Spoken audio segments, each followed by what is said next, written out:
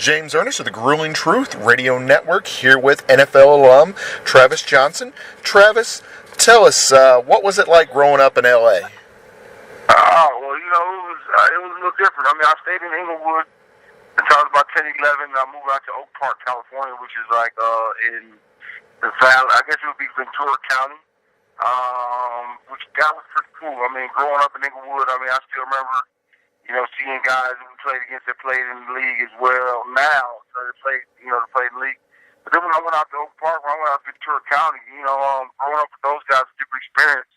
Being one of the only black kids in that area, I call myself like a founding father. I was one of the first. You know what I mean? So I got to experience a lot of the good things and a lot of the bad things. So that was a little difficult.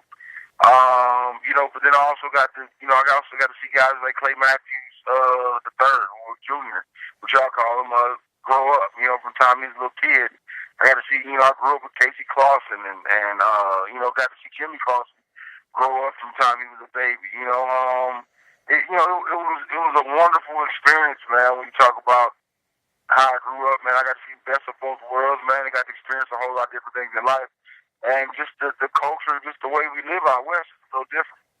Definitely. I know a lot of times with the media you get an East Coast bias.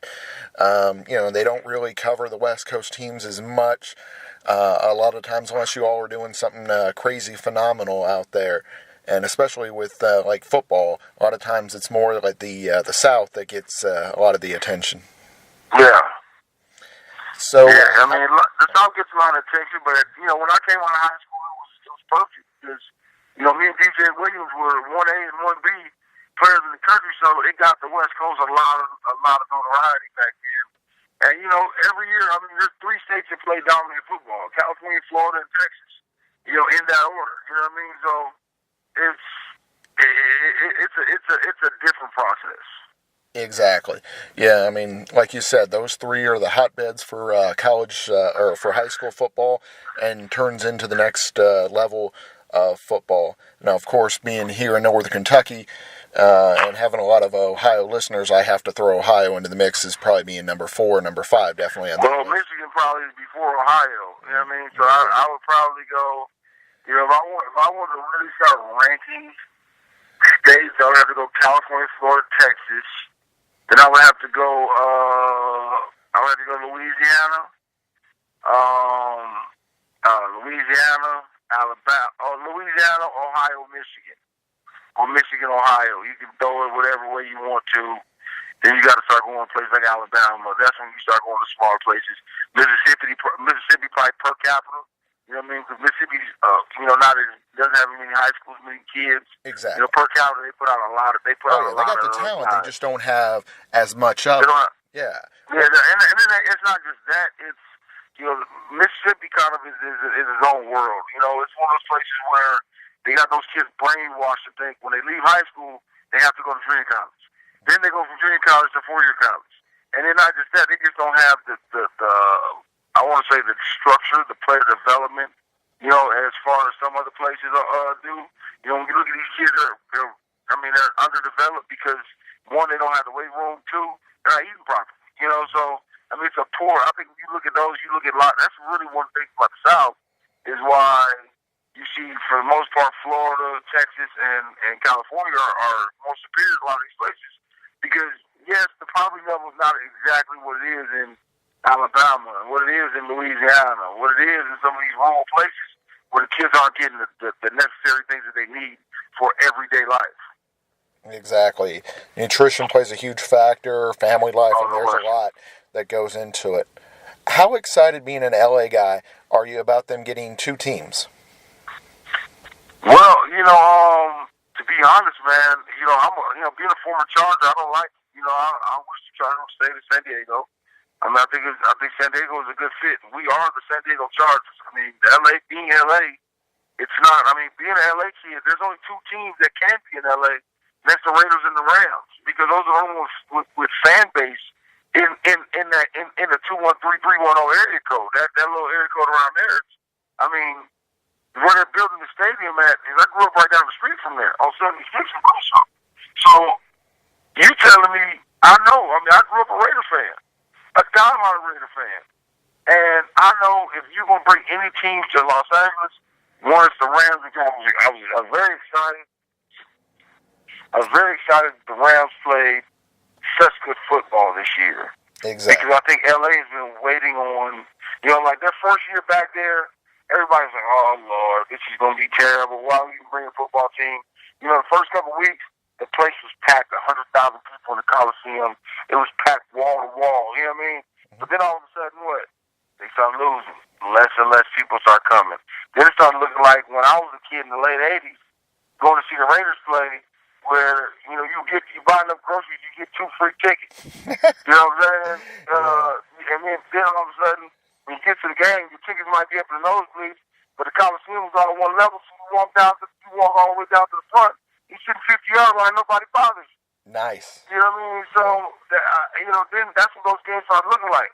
But more and more, once they started getting, not Wentz, what's the little kid name out there, the quarterback from Cal Berkeley. Oh, fudge. Yeah, I know which one you're talking about. Yeah, they're their quarterback. But once he started playing well, you know what I mean, all of a sudden, it changed the dynamic of the team. Exactly. Once they got Jeff Fisher out there, once they got Ho Hum up out of there, it changed the dynamic of the team. You know what I mean? So I think when you look at what they've done, you know what I mean, with their coach, with their young head coach, you have to say this is going to be a good team for a long time to come.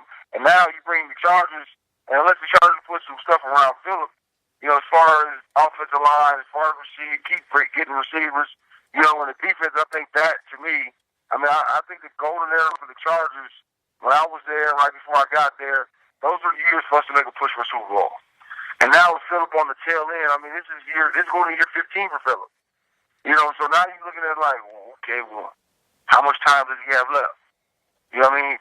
If he could probably give you 5 more years at the most. So now you have to put the pieces around him to make that push for a championship. So I think the people of the city are excited to have 2 teams. But I think LA, we all know, man, LA always had a team in USC and UCLA. They were packed every week. So you really didn't need a pro team, but you needed one because it's the second largest media market in the world. It had to have a team. Exactly. It just felt wrong not having a team there. And I agree with you about the Chargers, because going to look up a couple facts and figures before the interview, I ain't going to lie to you. I Googled San Diego Chargers, and then just out of habit, yeah. Because I agree with you. Definitely. Because it's known. But it's a sore subject for me, because, man, I really love the city of San Diego. I love that they embraced me. I was sad. When I got traded out there, I was kind of upset. But once I got there and realized I was embraced by the community, I was sad when I didn't go back because I was injured. You know what I mean? It really hurt my feelings. Growing up out there, you played at Notre Dame High School. You did football and then basketball. Did football, basketball, and track. Yep. Nice. You ever miss basketball? No, you know what I miss? I miss baseball. Because I should have, when I transferred high schools, they begged me to come out and play. I played varsity baseball as a freshman in my first high school. And, they asked me to play baseball. But our defense coordinator was also the track coach. So he was like, no, you're going to run track, you're going to be a sprinter, you're going to throw shot put. We're going to keep you ready at all times. And I'm like, Coach, I'm pretty good in baseball. Like, I'm better in baseball than I am in football. And he didn't want to hear none of it. And he kind of was just like, no, and he kind of wore me down. So I was just like, you know what? Don't worry about it. I'll just play what's called. I'll just run track. You know what I mean? So that's how I ended up, man. And it was difficult. You know what I mean? I don't miss basketball. I had a couple small school offers. You know what I mean? But I don't miss basketball. Basketball was never my favorite game. Baseball is what I miss. I miss those 9 innings. I miss those 9 innings of cerebral baseball, of a cerebral sport like baseball is. And, that's probably what I miss more. And of course, track and field. I thought, that was one of my backup plans. If I don't go to the NFL, hopefully, I start playing baseball again. And if not, go to the Olympics and throw the shot put. So, that was kind of my whole thought process. But I probably miss baseball more than anything else, and then probably track. Excellent. So, mostly shot put, or did he do discus as well? No, I was just a shot putter, man. I was a shot putter, and I was a shot putter. I ran 100 meters. Oh, nice. You know what I mean? So yeah, that was when I ran 100 meters, just kind of stay in shape. Ran great times for a big man. You know what I mean? But you know, it was great times, man, to be young and be the man on the West Coast. You know, you had to do all that stuff, so it was cool. You mentioned the recruitment process with the basketball and how you had a couple smaller schools offer. Obviously, I can imagine everybody and their brother recruited you for football. Yeah, I mean, of course. I mean, I was the number one player in the country, you know, me and DJ, and it was, I mean, I got my first offer my freshman year. You know, my freshman year of high school, UCLA offered me as a freshman to play tailback and linebacker. You know what I mean? They recruited me as a tailback. I was a 1,000-yard rusher in high school, my freshman year of high school, and it just was, you know, it was crazy, man. It was just, I was a rock star before I really knew it, and I got to see a lot of things because of it. What ultimately led you to Florida State? Well, you know, I never wanted to stay home. You know, I always was, you know, it's my plan. Like, I'm a diehard Michigan guy. You know what I mean? I wanted to go to Michigan. That was my dream school to go to. And I actually was basically committed to Michigan on the road for a long time, you know. And one day, you know, I sat there. It was like the day before signing day. And I'm sitting there talking to my dad. And he goes, well, let's write all the pros and cons down. And because I just was going to make a decision like, hey, man, I want to go to Michigan. I'm fulfilling my goals. You know what I'm saying? I'm fulfilling what I had. Because how many kids get to say they had a school as a child that always loved and be able to go to that school on a free ride and play in that stadium? How many kids get to do that? Not many. So I was like, how many people get to fulfill dreams and actually see dreams you set out? Like, boom, I set this out. I set this as a goal as a 7-year-old. I'm going to go to University of Michigan. Then all of a sudden at 18, 17, I get a chance to go to Michigan. They say, okay, I'm going to go to the NFL. Or I'm going to go play in the major leagues. Boom. Then all of a sudden you get that opportunity and you do that. Like, I think that's a recipe for success. You know what I mean? And so I'm sitting there and I'm breaking down the pros and cons with my pop. And he's like, well, how many guys at Florida State put? So how many guys Michigan put out the last couple of years to play D-line? And I'm like, ooh, man, that's tough. You know what I mean? I was like, oh, they had Sean Hall. They had, you know, this guy, he was drafted, you know, Rob Renis. Mm-hmm. Rob Renis was he was a late round pick. You know, I'm like, Trevor Price transferred to Clemson. Otherwise, he would have been a guy, but technically he wasn't one of their guys. And, you know, I'm naming guys that I know I've watched Michigan. You know, my whole life I've watched Michigan. You know, being a West Coast kid, there's 4 games. There's 4 games you know you're going to watch every week. You're going to watch UCLA, USC, Michigan, and Notre Dame. Mm-hmm. Them 4 teams are coming on every week, regardless of where you're at. So, that was, you know, so I'm like, okay. And then all of a sudden he goes, name me the Florida State guys. And I just start naming. I'm like, boom, boom, boom. I'm looking it up. And they got all these guys going. They got all these guys going year after year after year after year. And yet, Michigan, their highest guy was the 3rd round. And I thought he was a killer. Like, and I'm like, of course I'm a fan. Mm-hmm. You know, and that kind of was.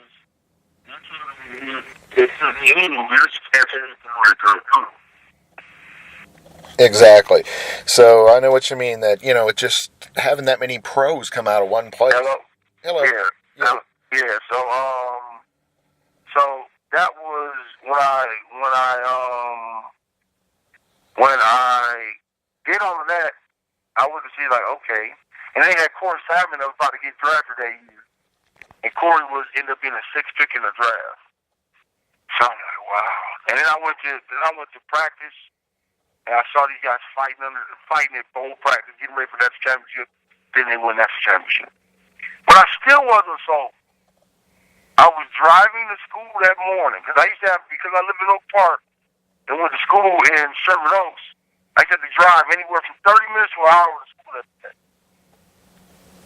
So it was driving to school, and I'll never forget.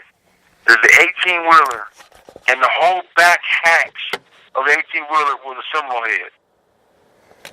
And I was like, oh man, what's the odds?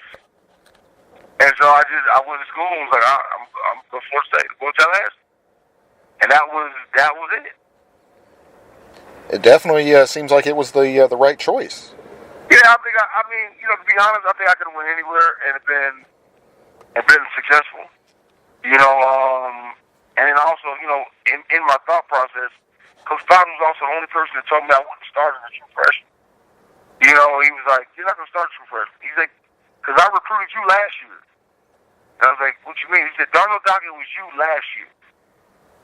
He was like, as a junior, you were the number 3 defensive lineman in the country as a junior, behind 2 seniors. One of them, which is the number 1 guy, Darnell Dockett, we got him. So so we recruited you last year. He'll probably play before you do. And so that was kind of like a challenge for me. Because somebody's telling me, I could have went to USC, started as a freshman. I could have went to Michigan, started as a freshman. I could have went to Tennessee, started as a freshman. You know what I mean? I could have went to USC, UCLA, started as a freshman. And I was like, you know what? I like that. Because if I'm not ready, he's not going to put me out there. And it worked out perfect. With the draft coming up, and obviously the pro days have just happened, what was your pro day like? Wow, my pro day. Oh man, it was funny. It was a great day. I had a great day. I ran well. I did drills well. I never forget. It was a defensive line coach, Brian Baker. He ended up being D-line coach in Dallas for a while. Well, and Baker was at the time, I want to say, not Minnesota, but he was in St. Louis or something like that. I can't remember. Well, we're doing these hand drills. And he's like, let's do this hand drill. When I move, you move. Blah, blah, blah, blah, blah, blah, blah, blah. And I'm like, all right, cool. You know what I mean? He's like, you got to slap my hands away, slap my hand. I'm trying to hit you. I'm trying to blah, blah, blah. So it's literally supposed to be 20 seconds. He moves his left foot, I stab him in his chest. Boom! He goes, why you hit me? I said, Coach said we could move. Why didn't it start it?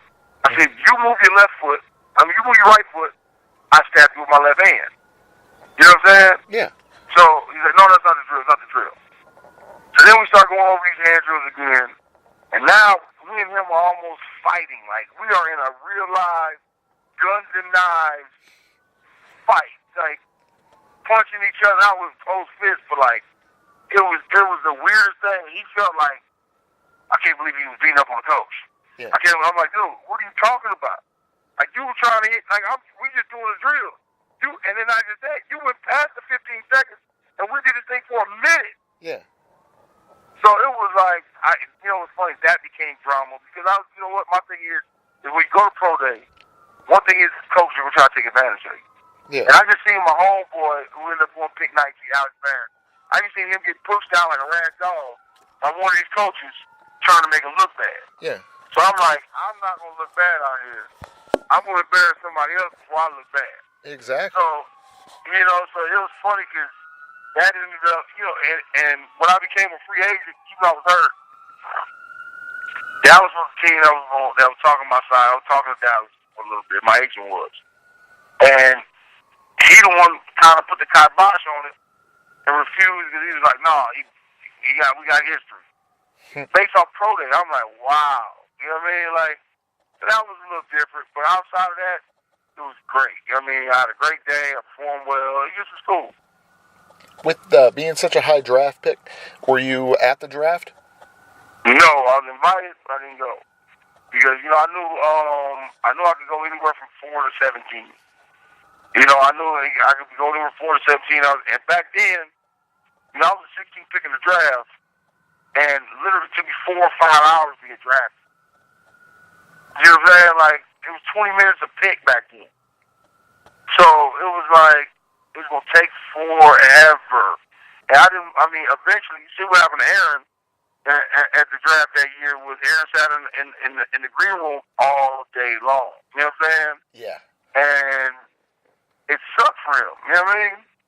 It literally sucked for him, man. I didn't want to be that guy where if I slip through 4 and go all the way to 17, I'm gonna be sitting there for hours and look people, and now I'm getting frustrated. I'm getting upset, and I didn't want to be like that. So when the Texans called you, how excited were you to be a part of a new franchise? Oh man, I was excited because I was drafted in the NFL. But to be honest with you, I didn't want to go to Houston. You know what I mean? I didn't want to go to Houston based on the type of defense they played. You know, I really wanted to go somewhere like Tampa, somewhere like Indy, somewhere, some places that I would have rather go pick later and go to the Bengals, who played the type of defense I used to play and come out of school. So I was kind of bothered by that. You know what I mean? Like, I really wanted to go to a team that got off the ball. And now I'm in a team that doesn't do that. So I was excited about the city of Houston because I knew what type of opportunity it was. I knew it was a tax-free state, just like the state of Florida. I could buy a house, it wasn't going to cost me that much. And, I could live well. You know what I mean? So I was excited about that. But I really wasn't excited about the fact that this defense we were playing. And then not just that, being a part of a new franchise, everything we do is history. So that was kind of a plus. Everything we do is history. Every day we're living history. But at the same time, you kind of want to be a part of those iconic franchises. You want to be a part of the Dallas Cowboys. You want to be part of the Jets, the Giants. You know what I mean? You want to be part of those other teams because there's so much history behind it. You know what I mean? They have so much, it's funny because when I first got in the league, a couple people would be like, oh, so who do you play for? I play for the Texans. Is that college? You know what I mean? Like, you're like, what? Man, I don't know. And, but you could have said, well, I play for the Jets. It's only one Jets. It ain't no, you know what I mean? Like, it's no mistaking I play for the Jets. I play for the Chargers. I play for the, you know what I mean? Like, exactly. That's a different story. So, but I was blessed, man. I got here, man. You can't complain. Can't complain at all, man. I came in, I put in work, and I was respected by my peers. So, can't beat that. Exactly. And then you were the start of the Texans being known for their defensive line. I mean, when you think of the Texans, that's one of the first things that pop up is strong defense. Yeah, once when they drafted me, we had good players. And Robert Smith, my brother-in-law, we had Gary Walker, and Anthony Weaver. And all of a sudden, and Seth Payne, and all of a sudden, the following year, they draft Mario, and it's me, Mario Williams, I can't remember, Seth Payne, and Anthony Weaver. Then the following year, they draft Okoye. So then now all of a sudden, it's me, Mario, Amobi, and Anthony Weaver. And now all of a sudden, you got 4 young guys that love to play the game, that plays with a lot of excitement, and tries to play the game the right way. And now you have what the Texans have now. Exactly. I mean, that's kind of their mainstay is being a tough, in-your-face defense, and they're getting back to that. So, do you feel that is a great way to build a team? Oh, yeah, no question. You build a team from the trenches. Build a team from the trenches out. You always do. I think that's the best way to handle things. The best way to do things is always build a team from your defense and offensive line and build everything else around it. Some people sometimes go by their middle name. Obviously, probably not the case with you. But, like, for example, me and my son were both James Ernest, but he goes by his middle name. So if you had gone by your middle name, it would be 200 Johnson. Exactly. Yeah, so the funny part was my son that plays stuff and Sheriff Dr. Johnson II. Well, the funny part was a lot of people didn't know that was my middle name. So, and me and Andre are great friends. So, when I named him Travis Andre Johnson, everybody's like, oh man, that's cool you named him after Andre. I'm like, no, that's my middle name. You know what I mean? So, everybody's like, wow, that's crazy. Because even like now, where they still say, well, Travis, you've always been a part of history because you're the only reason why Andre had A. Johnson on the back of his jersey and you had T. Johnson. You know what I mean? So it was a different time, man. But it was Yeah, man, it was quite funny that you know, if I went by my middle name, how it would have ended up. And then you end up going back home to the California area with the Chargers, and you have that crazy good win streak at the end of 2009. What was that like? I thought we were going to the championship, man. I really thought we were going to be Super Bowl bound. I thought we were going to have, you know, I thought we were going to have great successes in the playoffs, and it was nuts because, you know, I was hurt at the beginning of the year. You know, I came over. I was traded injured, and I got hurt the first week against the Raiders. And then all of a sudden it was, you know, I didn't play for 3 weeks, and it came back. We just get to winning and winning and winning, knocking these wins out. And we're on fire. And all of a sudden we lose in the dang second round of playoffs to the Jets. And it was crushing. That was our year to win our championship. We were the best team in football, hitting on all cylinders, and we were ready to make some things happen. Then we didn't do what we were supposed to against the Jets. Yeah, that is the crazy thing about the NFL playoffs versus pretty much any other sport where it's just a, you know, one game and winner take all, where, you know, in a best of 7, you know, odds are you all would have, you know, been able to easily beat them, but just that one day. That one day, and one play away, that's really what it came down to. With Houston, obviously, you were, you know, the originator there for the Texans. But with the Chargers, obviously they had a long, storied history. Were there any of the alumni that, you know, came in, you got to talk to, that you picked their brains and made an impact? Oh, man, well, you know, of course, man, Junior, you know, I used to hang out with Junior. Junior retired around that time, and he had a restaurant around the corner. I used to live around the corner from Junior's restaurants, and Junior was the guy who, you know, I loved hanging out with. You know, Charlie Jordan was on the coaching staff. You know, just a couple of guys, man, that just was always good dudes, man, good genuine people. And, you know, but we had a mosh posh of guys, you know, on the team where, you know, they brought me in, they brought Antonio Gray in, they brought Alfonso Boone in. It just was a bunch of guys that never knew each other, but just was like, you know what, we're going to play for each other. All of us are vets. All of us know how to play. We're going to dominate up front. That's what we did.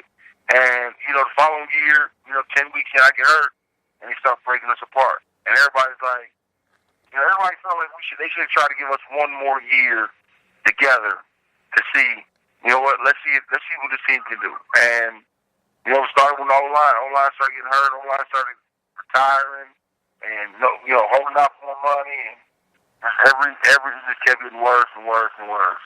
Yeah, especially how dominant that season was. I mean, what was it, from like week 6 or week 7, from then on out, you didn't lose a game until the playoffs? Nah, yeah, exactly. It was crazy. It was nuts. Yeah, we started the season on 3-3. Yeah. So we didn't lose a game past week 6. You know, so it was crazy. So what do you? Go ahead. Oh, what are you currently up to? What do you mean? Do you host a show? You're doing radio. I do a lot of ambassador work. For the Texans. You know, make appearances here, appearances there, sign autographs, and kiss babies, shake babies, and kiss hands. You know, but that's about it, man. The radio stuff, man, just being an ambassador and being, you know, trying to be a leader in the community. You know, coach my kids up. I coach 6U basketball. I coach Pop Warner football this year. You know, Lord willing, and my body can take it. Or really just coach my kids up. That's all I enjoy doing, is really coaching them guys up and you know, watching them from afar and saying, you know what, this is how you do it. You know, not even if I can't get out on the field. You know what I mean? Because my body hurts every day. You know what I mean? So when if I can't get out on the field, I'll just literally watch it, and then I'll tell them, like, hey son, this is what I want to do this time. Hey son, this is what you might want to do this time, and really just doing radio, man, TV radio, and making a few appearances as an ambassador. That's about it. Nice. I was going to say, it's always great to be able to get back to the game and spend time with your family is the most important thing there is. Oh yeah, no question, no question. And then then we doing the FanCom stuff, man. You know, the FanCom stuff. You know, that's really cool. You know, being able to reach out to the fans and being so connected to the fans, and without any profanity, without any cursing, with troll-free environment. It's like nowhere else. So being a part of FanCom is a big deal. You can't really. It's something I couldn't ask better to be a part of an organization like those guys and gals. And just be with them. I agree with you 100%. I mean, they do things the right way. Fans are always wanting to be able to be more interactive with players, to be able to get their insight into the game. And like you said, it's a troll-free environment. There's none of that obscenities. There's none of that craziness that goes with a lot of social media. And it's real fandom. Like, I remember, we gave away tickets for a Super Bowl, and it was going on there every day and watching guys compete for these Super Bowl tickets, guys and girls compete for Super Bowl tickets, was phenomenal. It was one of the greatest social media experiences I ever had. Without a lot of people cursing like, "Oh, I want them sleeping tickets," or "I want this." It was cool. It was real laid back, man. It was just the way it should be. Exactly. So that is awesome how they do that. They interact. They can ask you questions about your previous teams, the Chargers, the Texans, or just any team in football with your depth of experience. What is your best question you've been asked? Oh, my best question I've been asked. You know what? I think it's more of. It's not even a question. It's just more when we watch games. And because we'll go on FanCom and we'll post just like we post on Twitter, and we'll post wow, look at that play, blah blah blah, this happened, and fans are like, wow, you saw that, what were you looking for? And it just be like, no, and it's real, it's called FanCom, but it's real fandom, you know what I mean? It's real I'm a fan of the sport. These people are fans of the sports. Is interacting back and forth with each other that to me is the best thing. It's just because I know there's people who genuinely love the game. You know what I mean? People who genuinely watch the game, love the game. It's like sitting at, I don't want to call it the barbershop. It's like sitting at look put it this way. I hate sitting at a barbershop and people don't know the sports. Exactly. When I'm on FanCom, I enjoy it because it seems like real fans of the game are on there. So I'm able to have real conversations where I haven't dumb myself down so a fan can understand. You know what I mean? It's been real refreshing. Sounds awesome. So definitely something for our listeners to check out, to link up with you on FanCom. Oh yeah, you listen on FanCom. Yep. Send you their questions. With the draft coming up, any thoughts on any of your two former teams, the Chargers or the Texans, which way they should go in the draft? Well, with the Texans, you got to build up that offensive line, man. You got to get your left tackle in the building. You got to build. You got to get, probably who got tight ends, but you got to get somebody to potentially. I hate saying this. They get somebody to potentially replace JJ. Mm-hmm. JJ gets, God forbid, he's not all the way back 100%. You got to have somebody out there. You know what I mean? So it's, there's a lot of different things that they need. And then we look at San Diego. You hoping Keenan Allen's healthy this year, and then you're saying, we got to have a guy that can replace Antonio at Gaethje. Somebody got to be able to replace Gaethje and get the job done. Sounds great. Travis, thank you for joining us on The Grueling Truth today. Definitely would love to have you back on again in the future. And yes, sir. Let's do it. Excellent. Thank you, sir. All right, thank you.